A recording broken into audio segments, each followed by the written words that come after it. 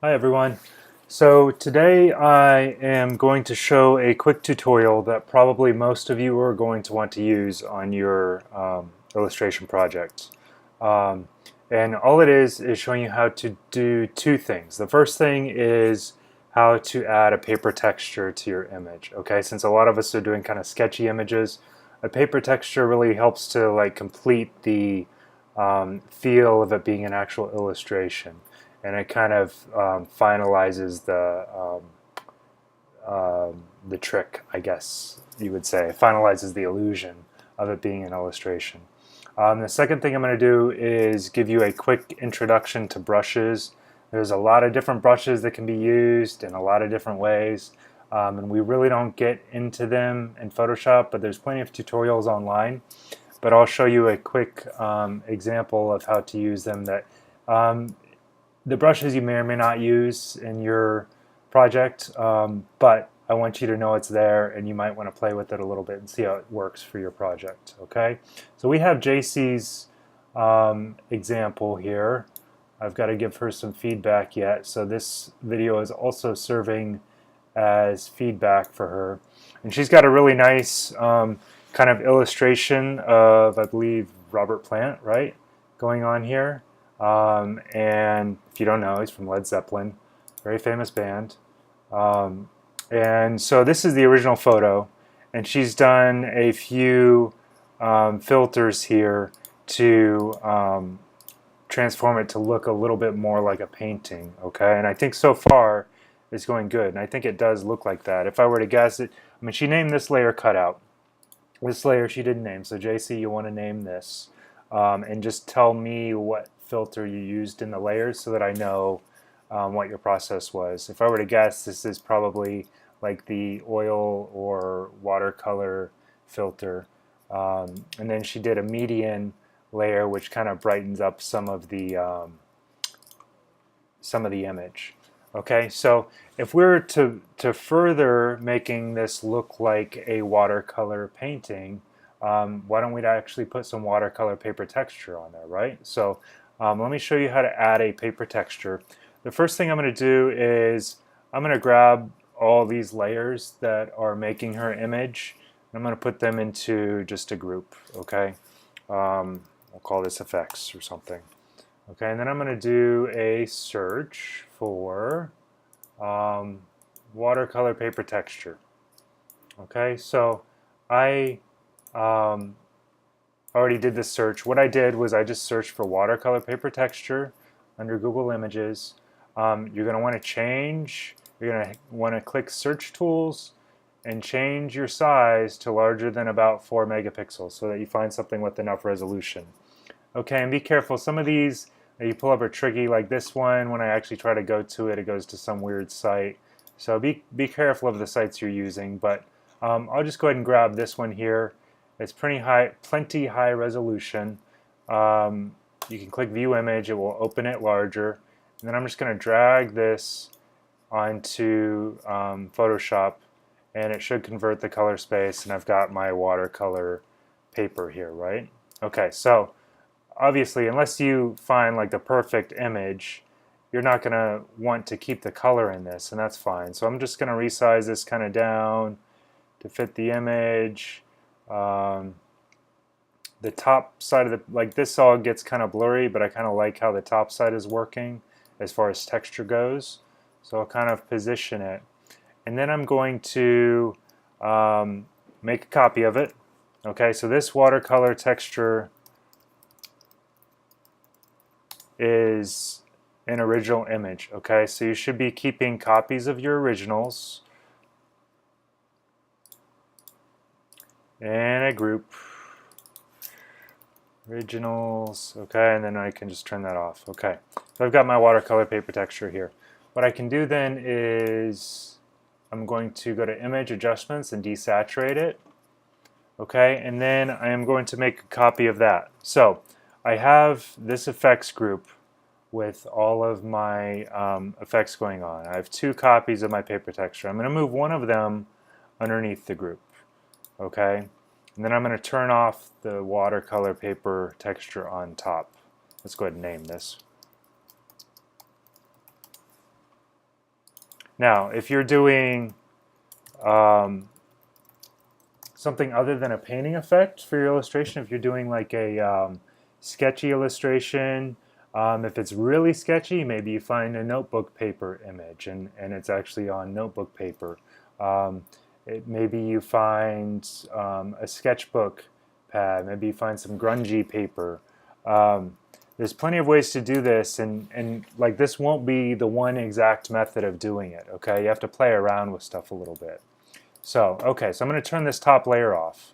I've got my effects image happening here. What I'm going to do is just look at changing the blending mode of the effects group, okay? And I'm going to look at what, and what I'm doing is pressing Shift plus. Let me turn on my key casting so you see what I'm doing. I don't even know if this keycaster shows when I do Shift plus. Okay, so with my group selected, I'm pressing, and you got to make sure you're not in a brush mode, okay? If you're in the brush mode, it starts changing the blending mode of your brush. So choose one of these other things, and you can press Shift plus, and notice right here, it's scrolling through the different blending modes, okay? So just this darken, if I leave it at darken, I start to see some of the paper texture behind it. Okay, this is multiply, color burn. Okay, so you can see how these different blending modes are letting some of that paper texture come through the image already. I think I kind of like what multiply is doing, even though I think it's a little bit bright, so I can just reduce the opacity just a little bit. Okay, and then I've got this layer on top. I am also then, I'm going to just go ahead and right now reduce the blending mode of this down to about half. But then I'm going to go ahead and scroll through the blending modes for the piece of texture that's on top. Okay, and what I think I'm going to find is that I like, let's see, okay, so the overlay is kind of doing this, it's brightening up the image a little bit.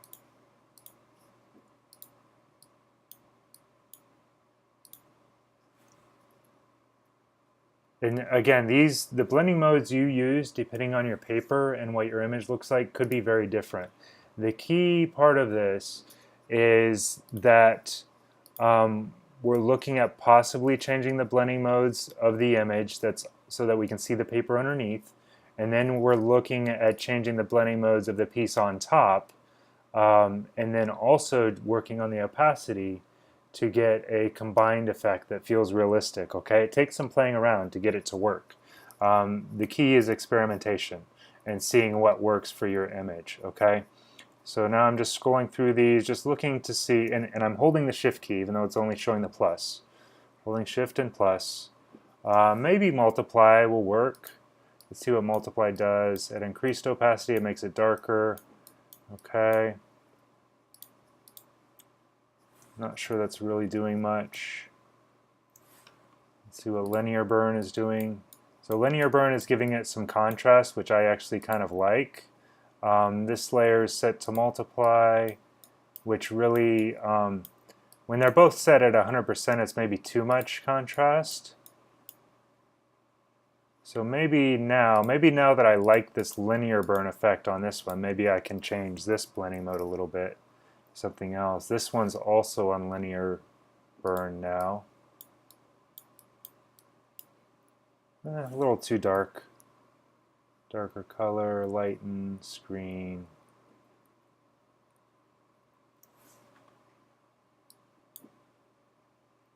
Okay, so now I'm going to switch these out. I'm going to try overlay here and linear burn on this layer. Okay, and there's no set method to this. It's kind of playing around and just getting something that you feel works well.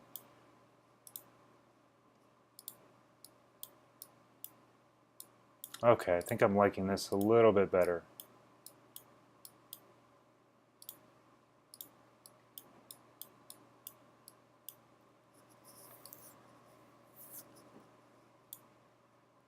Okay.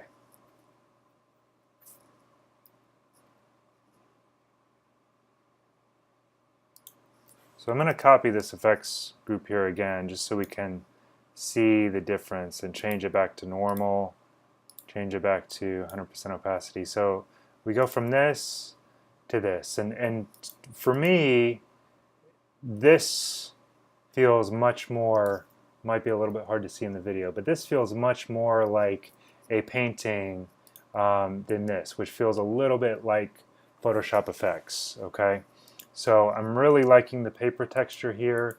I think it really helps to add to the illusion of this being like a hand-done painting. And from here, the next thing I'm going to do is the second part of the tutorial, and this is using brushes. Okay, and you may or may not do this part of the tutorial depending.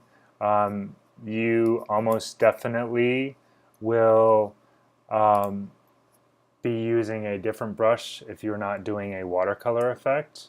But so what I'm going to do now is I kind of looked up a few different tutorials on how to do a watercolor effect. And this tutorial I found, I'm going to give JC this link so that she can take a look at it.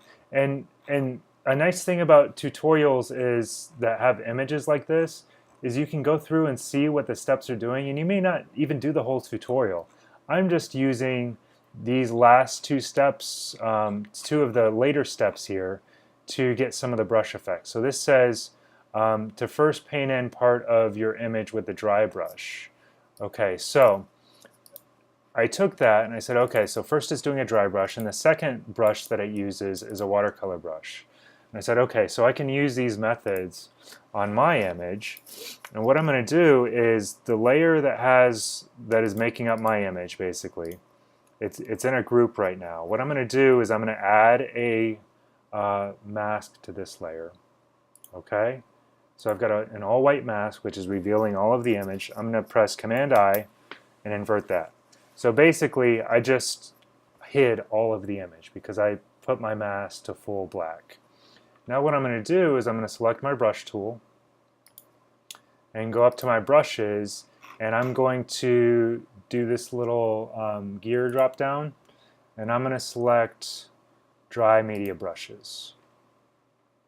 And again, you may be using a different brush. I would look up a couple tutorials on the specific effect you're going for, and you might find some brush tutorials on that. So I'm going to change this to dry media brushes, and this tutorial was saying to use a oh, it just says the dry brush from the default group. Okay, so if I go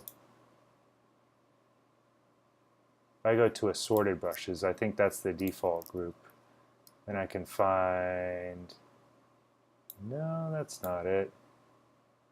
Basic brushes. No. Oh, I'll just go to dry media brushes, and I'll pick one of these. I'm going to pick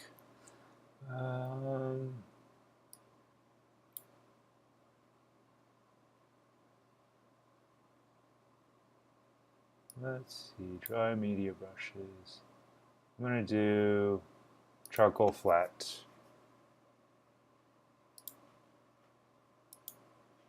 Okay, make my brush really big. Okay, and then what the tutorial says is to set, your opacity to 10%.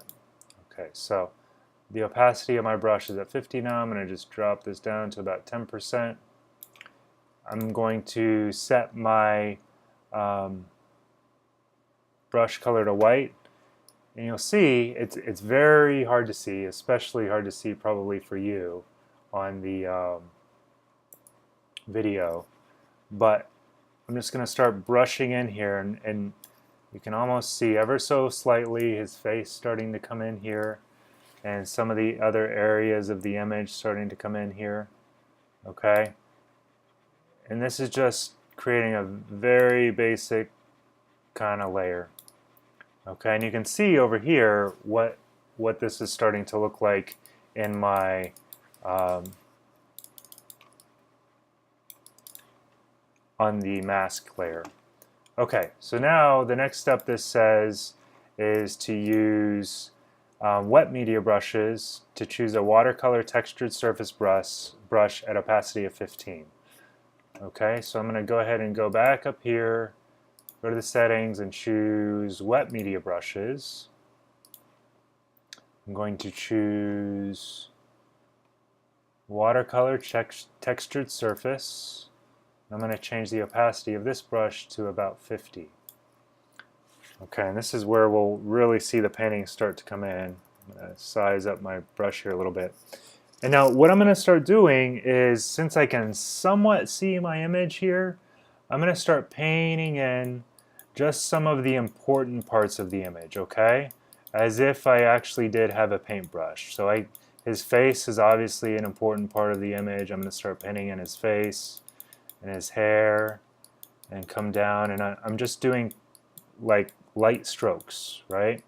And every time I paint, it's only revealing 50% of the image because it's only set to 50% opacity. Now, when you stroke 2 times over an area, that should fully reveal the area, okay?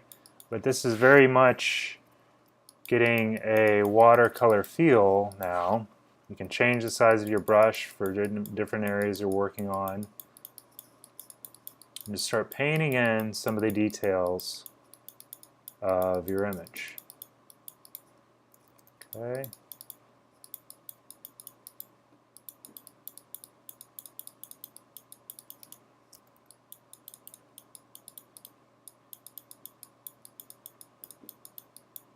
It's okay to leave some of the background slightly hidden. Doesn't all need to be fully visible. Really make sure, you know, some of the corners of the canvas you may or may not want to fully paint in. It's okay to leave it feeling a little bit watercolorish and not fully filled with color. But definitely the important parts of the painting, you want to make it feel like that's, you know, complete.